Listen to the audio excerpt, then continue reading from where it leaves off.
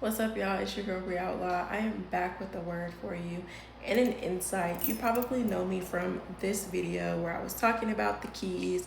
That's where most of you guys started following me. That was maybe 5 years ago.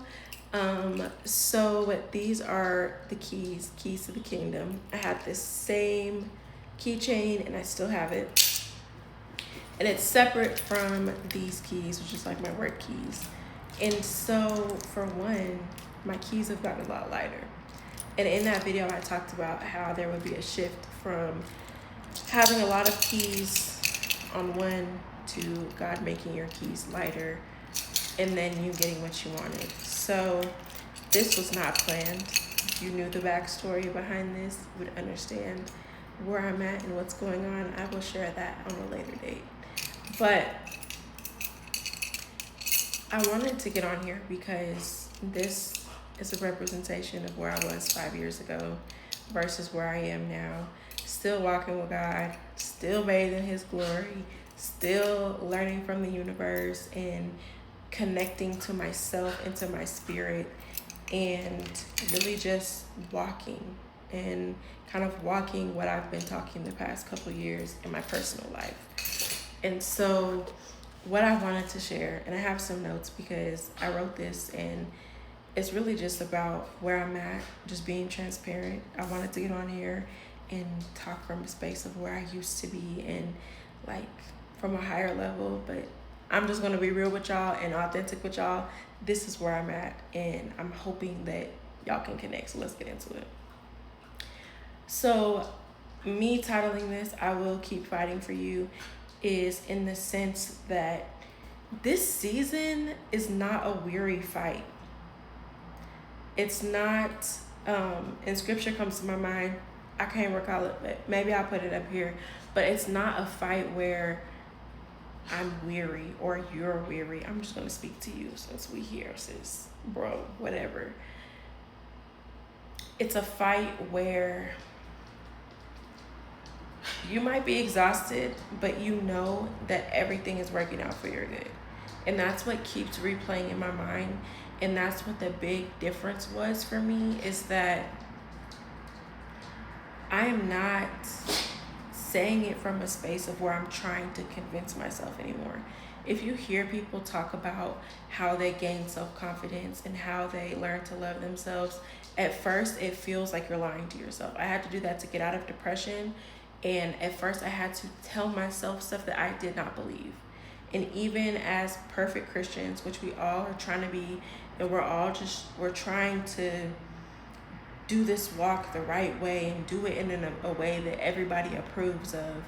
And in that, we have to make this simple, or this perception or idol, for my people that are heavy in the word, but we have to make this persona that we actually believe what we're saying, when a lot of people are struggling to believe the scriptures they post on their Instagram stories, like the quotes they post on their Instagram stories. People are struggling to believe that, but we mask it as captions with some bomb photos, and people just think automatically, oh, that person just got it. I'm gonna be the first, not the first, but the first here on my channel to let you know that when I am going through things, it's not easy to just believe it off top. Now, once you get in the rhythm and you actually believe it, like I think we're doing now, then you feel the shift. And so I say all of that to say I'm in a space where I finally believe the stuff I've been telling myself and the things God has been telling me through scripture and prayer and just silence and obedience and just being there. I am at that space finally. And I will keep fighting for that position.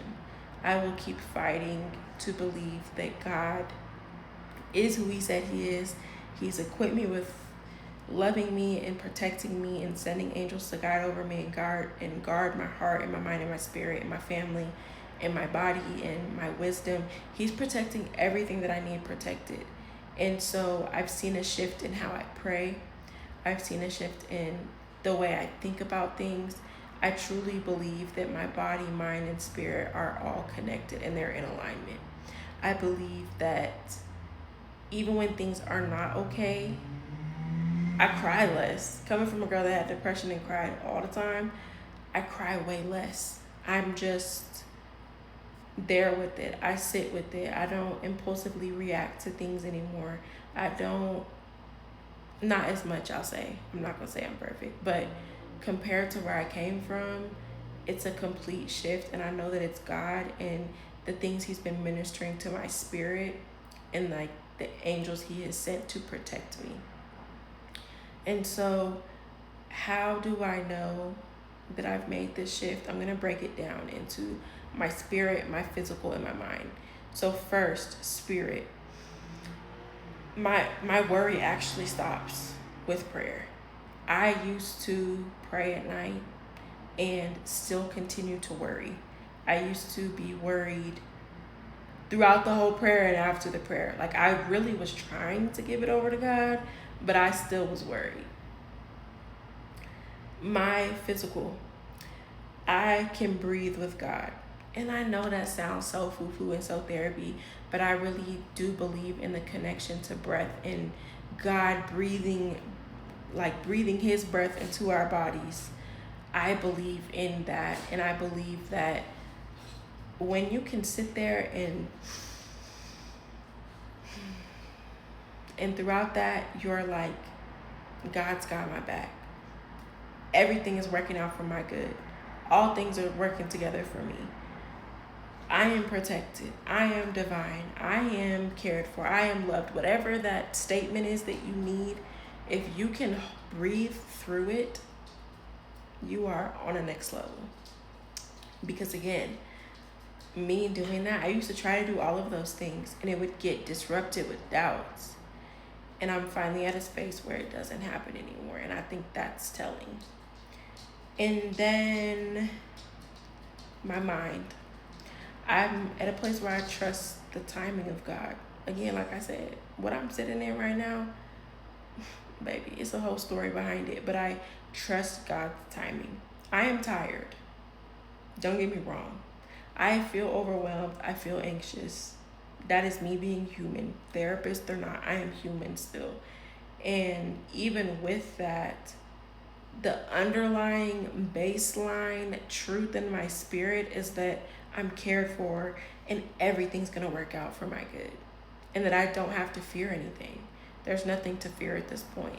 So if you are in that space where you truly believe that, and we have to understand that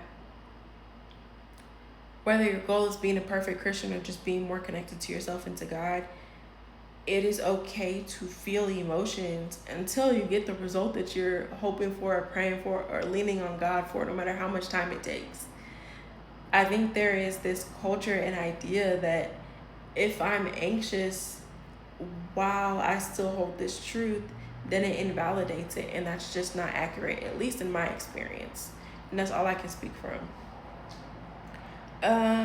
Let me see my notes. Yeah, I just wrote, like, I don't need it to be how my mind pictures it.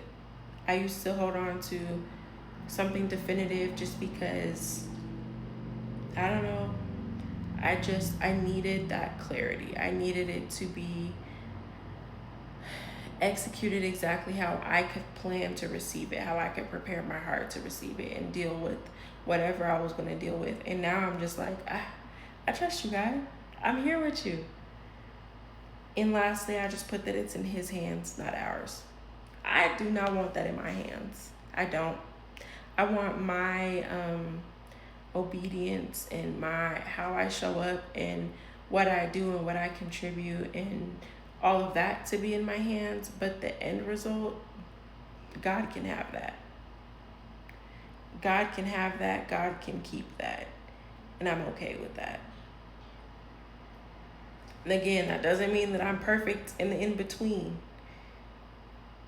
Hold on, y'all. My hand just get tired.